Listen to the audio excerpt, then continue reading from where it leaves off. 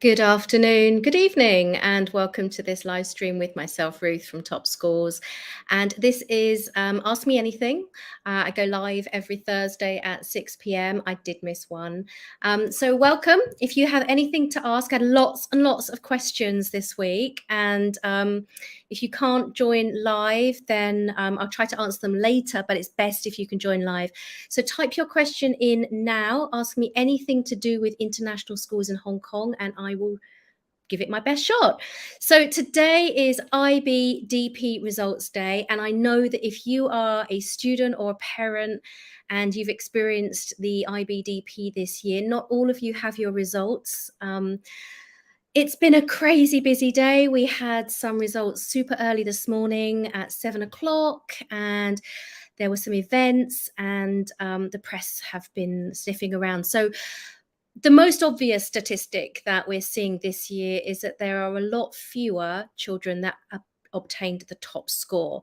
Now, I have conflicted views about this because, of course, it's not, not every child has the potential to achieve the top score. And achieving a 45 in an IB diploma is immense. But historically, however, Hong Kong schools have done exceptionally well. So Canadian school had one top scorer this year, and ESF are by far the biggest provider of IB education in Hong Kong. So they had 860 something candidates with 8 top scorers. Now, sometimes that changes on appeal. But I know that some of the students haven't yet received their results. So well done to everyone who sat their exams this year. I heard that they were exceptionally tough. They always are, but perhaps this year even more so. Well done to every single one of you. If you did your absolute best, then that's all that anybody can ask for. And your results do not define you. Your results are just your results, and life goes on. So yeah, let's see how that pans out. We have a live blog that's updating the results as we go. So thank you for your questions. Let me see how we are doing. Just give me a second. So had a few that were submitted ahead of time, and I will try to get to those as well. So hi Megan, thanks for watching. Megan, you say tomato, I say tomato. So Megan, you have a few questions. Let me see if I can answer them combined. How hard is it to get a place at ESF year 1 if not applying at K1? It's harder, but it depends. It's like, how long is a piece of string? So if you're keen on ESF, I'm guessing you've missed the K1 application, so don't worry. We are where we are. All you can do is move forward. But it is extremely sensible, if you're interested in ESF, to have your child enroll in K1, because a few years ago, ESF have been flip-flopping with their policies for a little while. But as it stands, every child in K2 is guaranteed a place in year 1 if they do not have any additional learning needs. Okay, so for everyone else who's watching, if your child is born in 2021, 2, 3, 4, yes. If your child is born in 2021 and you are interested in ESF, you must apply this September for him or her to start in September 2024. I'm assuming that doesn't apply to you, Megan. So you're asking about a comparison between ESF curriculum and CELIT with a view of going back to the UK in 5 years or soon, right? None of us know, right? They're really, really different, extremely different schools. So the obvious, the factual, the curriculum is totally different. ESF is offering IB primary years program, whilst CELIT is offering, I was going to say, an adapted English national curriculum, but fairly, an English national curriculum, which is quite different. Differences include, particularly with these two schools, CELIT, smaller classes, higher fees. just a different style, different vibe. Kellett's all new this year. So all change at Kellett with the senior leadership. A number of ESF schools are in the same boat as well, although less so at primary. More of the ESF secondary principals are moving on. Cut-off date is a big one. So if your child is born after the 1st of September, there'll actually be a whole year up in ESF as opposed to Kellett, which sticks with the UK cut-offs. So if you are going back to the UK, if you're going back to a private school in the UK, depending on how selective of a private school you're aiming at, there might be a gap between the ESF primary years program and what the UK would expect in 5 years' time. So just be aware of that. You would have had to have applied to Kellett already, I hope, perhaps some years ago.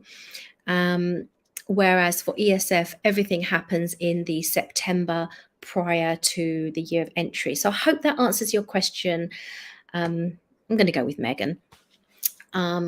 Yeah, let me know if you have any further questions. But, it's interesting that people often say, what about this school or that school? They are so different. And if you're genuinely considering Kellett and you enjoy, you like the fact that an English national curriculum and you're looking for transitioning back, then why not look at Harrow? These are the top 2 British schools in Hong Kong, and then there are a few others that offer an English national curriculum as well. So I hope that answers your question. If you have any other questions, then please do post them now. Otherwise, I'm going to go to the questions that were asked earlier, but I'll give priority. If you have a question to ask me about international schools or private schools that run an international English medium curriculum in Hong Kong, say that when you've had a few, I'm happy to answer your questions. So thank you for watching. If you're watching live, if you're watching this on catch up, thank you. And if you have any other questions after the live, I will attempt to answer that. You're very welcome, Megan. Let's go to this one. Does it show? So I've just pasted this in from a lady that private messaged me. I promise I'm not making these up. So you have a daughter that was born in September. So September to December always introduces a little bit of complexity. I have one born in November. And for most schools in Hong Kong, he or she will be one of the oldest, because almost all schools in Hong Kong will take children up to and including the 30th of August as their birthday. So that puts your daughter into sort of the next year's intake. So I know what you're asking. Would any school consider her for 2024? Yes. So when you're looking at an individual independent preschool that doesn't have a primary school, they will all take her. If she is 2 years and 8 months, she's then eligible for K1. So yes, put her into K1. Hopefully she'll be attending pre-nursery starting later this year. So pre-nursery is 2 years old. She can attend on her 2nd birthday. And I would highly encourage that unless there's any extenuating circumstances. Benefits of pre-nursery: structured school environment. They learn all the conventions of a classroom, which stands them in good stead for K1 entry the following year or K2 entry the year after that. Other benefits of attending preschool: you have a qualified educator, although not always, but choose your preschool carefully. You hopefully have a qualified educator in the classroom, which probably beats your domestic helper or yourself, and at least just for half a day.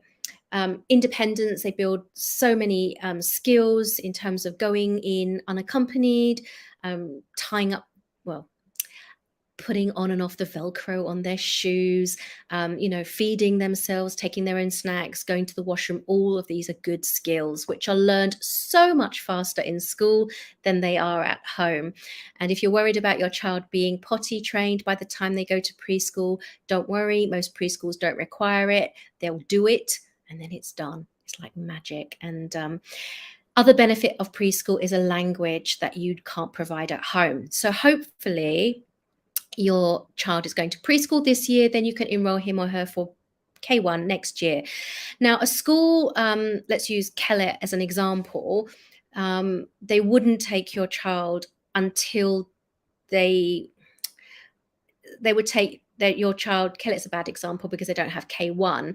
Harrow does have K1, and you'd need to wait for 2025 for Harrow because your child is born in September. So what would happen is that they would essentially repeat K1 the following year.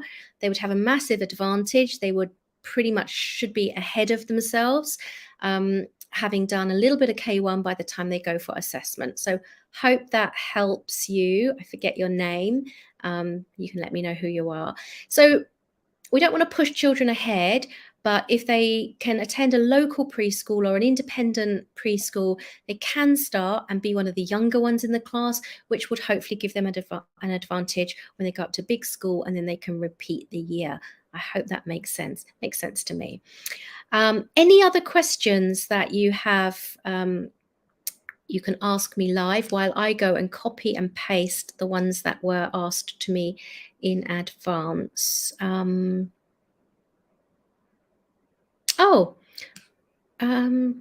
I'm getting a bit confused. Right, let me see. Any questions about schools? Happy to answer anything. Did I just answer that one? This is a similar question about children born in November. Maybe that's the same lady. Maybe not. I don't think so. So your child's born in November 2021. The same as I said to the last lady, you can apply for K1 this year for your child to enter K1 in 2024. But that will probably be an independent preschool that will accept children who are born up to the end of the year, the calendar year. If you're looking at a British school or a Canadian or a US school that probably wouldn't call it K1, like in the UK, for example, they would call it nursery. They probably have the cutoff as August 31st. So just check that. I hope that answers your question. Any other questions? I've got one more. Actually, I had a few more. I'm really sorry if the thing to do is to post your questions live, because then I would definitely get to them. So this lady was asking, and now my WhatsApp starts going. I'm currently in the US. You can read that. Moving to Hong Kong in August 23. You're going to ask me to do maths. He's 26 months old. Yes, you should apply for K1 next year. So similar, he must be born at the end of bit earlier in 2021. Yes, so if he's born before 1st of September, you can apply for a through school, a school that has a K1 class. And in theory, you would not need to apply for another school for him ever. I know it sounds great in theory. In an ideal world, it doesn't really happen in reality. But in theory, and I think as a safety net, we would always encourage that you do apply and put your child into the school that you imagine that he will stay in for 4 to 6 years or more. So yes, now or after the summer would be the time to apply. So now is the time to start thinking about that and to understand what all of your options are. I hope that answers your question. Hi, I think Facebook user, I think you need to grant StreamYard access and then it will show your name. Otherwise, I'm sorry, I don't know who you are. 2019, applied for Singapore International School and is on the wait list. Is there any point in applying? And yeah, this is a good question. Okay. Now, my general answer to this is, it's a hard one because I don't know you and I don't know your child. Yes, they do consider consistency of applications. Most schools do, Singapore does. So what they'll look at is they'll have all of your notes and your records from this year. And the good news is that your son must have met the minimum requirements because he's on the wait list. And there was a long thread in our Facebook group about this. this week about a child that was declined. So there's a very, very big difference between a decline and a wait list. So I'm going to assume, but correct me if I'm wrong. Now, if you say he's on the wait list, my interpretation of that is he went in for an assessment and he was there was no space now. There was he met the minimum requirements. We don't have a space for him right now. He'll come onto our wait list. I hope that's the right situation. If he didn't go in for an assessment, he's not really on the wait list. He's just kind of in the system. So assuming he went in for an assessment and he passed and he's in the wait list, there's definitely a point in reapplying, because it's just a matter of waiting for a space to come up for that fits the profile of your son. I mean, we don't know. Now, I wouldn't say that only applying to Singapore is probably a sensible decision. You probably want to have a plan B or a plan C up your sleeve. But if the Singapore International School is, it must be Singapore, it's not South Island, because you're talking about you applied for K2 and then K3. If this school is your top choice school, it's definitely worth applying. Now, I'm just going to extend that for others who are listening, because a question that I often do get asked, thank you for your question, I hope that answers. Another question that I often get asked is, my child was declined from XYZ school. Is it worth applying again the next year? And that depends. I mean, the general answer is yes, but it's really important that you understand why your child was declined. And I've said this again and again on these lives. You are a customer of the school. You've paid your application fee. They've delivered a service, which is to assess your child, but you are deserving of a little bit more of an explanation than a straightforward cookie cutter, he didn't make the cut. And this happened last week. I actually worked with a lady who emailed the lady directly in the school to ask for a little bit more information. And the amount of information that came back was super useful.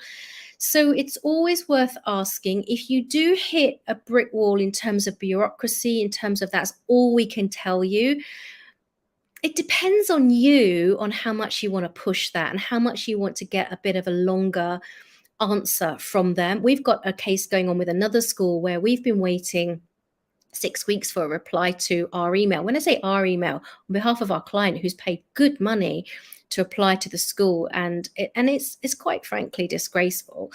But you do have a right to ask for more information on why your child was declined. So is it worth reapplying to a school the following year? Yes, when you know why, and when you know how you're going to address the why to typical reasons are, lack of English language proficiency, lack of interaction, not well behaved, not listening to instructions, that kind of thing. So if these are for younger children, for older children, their maths was slightly below where we need it to be. They passed a written test, but didn't pass the interview. So when you know why your child was declined and you can address that, it's definitely worth reapplying again the next year to show the progression. Because what a school will want to see in the second or third year of your application is that you have addressed those issues and that there has been progression. So definitely. So the definition of madness, on the other hand, is just reapplying, blindly reapplying every single year. Oh, he didn't get in. Maybe he'll get in next year. Maybe he'll get in next year, without changing anything. And most likely the result will be the same. It's possible that they just had a bad day, but usually there's something a little bit more to it. So I hope that answers your question about the Singapore International School. It is K3, so I'll just put the question up again. It is K3, so this is probably your last chance to get into a school, because he can't stay in kindergarten forever, right? So he could stay in K3 and then you apply for year 2 or grade 1, but I probably wouldn't normally recommend that, because the longer that he stays in preschool, he's only probably getting a half-day program, and then the year one places are all getting filled up, and there are not too many additional year one places, and there are even fewer year two places. So I would recommend that you do apply to Singapore International School again, but also apply to one or maybe two others where you're relatively sure that he's going to get into one of them. And of course, happy to help you out with that. This might be a good time just to do a little preview. I'm launching a training program. I've never done this before, and I'm super excited that we work with our clients one-on-one. And I understand that not everybody, you know, wants to do that for various reasons. So I'm launching a training program at the end of July. I'm working really, really hard to get all of the content, all of the knowledge that's in my head, to share with all of you. If you join in the training program, there will be a small registration fee. You get me, and you get group coaching, and there will be calls online. You get all of our handouts and workbooks, and we will be doing it with you every step of the way. So if you are putting in an application this year for 2024 place, do watch out for that, and you know how to find me through various means.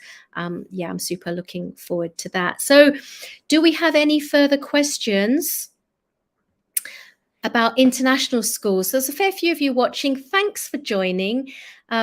I hope that this is helpful. I'm going to continue to do this on Thursdays at 6 p.m. Thank you for all of your feedback, private messages, WhatsApps, and all of the rest of it. Let me have a sneaky look. If there are any other questions, I'm just going to check.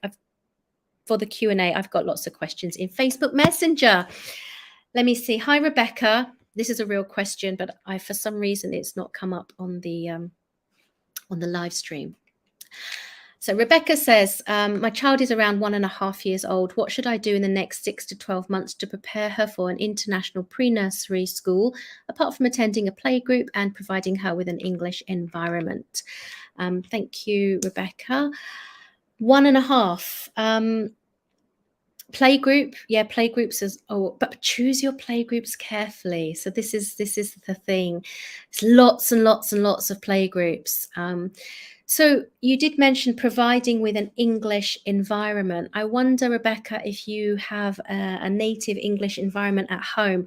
So many of the families we work with have such an interesting and complicated language landscape. With Chinese, Cantonese, Mandarin, English, and other languages.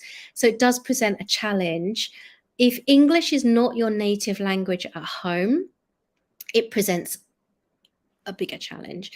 So choose your playgroup carefully. Choose the playgroup that has, and this is becoming increasingly difficult to find, but choose the playgroup that has other native English speaking children in the playgroup.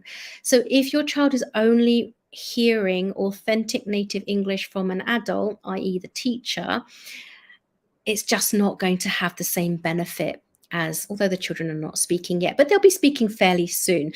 Even just to hear the other parents all speaking with each other in English is going to be a big benefit. So what was the other question? What else could you be doing for the next 6 to 12 months? Don't stress. Enjoy your toddler. Have fun. Don't do English classes. Please, please, please don't do English classes, even for children even a little bit older. Do something fun in English. So 1.5, like all those like little arts and crafts, or just taking them out and having fun. Take them to the shops and use that as a learning opportunity. So think about primary school, which would start when they're 3 years old, and then work backwards to do pre-nursery and then playgroup, because some of the primary schools also do have playgroup. And if there's a primary school that you've earmarked that you like and will consider, then it makes sense to enroll your child in the connected playgroup. So I hope that answers your question, Rebecca. Any more? If not, that brings me nicely and neatly to about half an hour. They usually run for about half an hour. Let me check. Okay, so it's summertime. All of the schools are winding up. They've shut. They've gone on holiday. So it's a little bit of a quieter time for us. If you are thinking of, if you'd like to ask us how we work with families, whether it's through the training, the coaching, the consulting, then now is a really good time to get in touch. Don't get in touch in August or September. Please don't do that, because it kind of goes a bit crazy. So I will be on this live stream on YouTube, on LinkedIn, on Facebook, and I think there's the group and the page. The same time next week. I've been Ruth from Top Schools. Thank you for tuning in, and have a great weekend. Okay, bye-bye.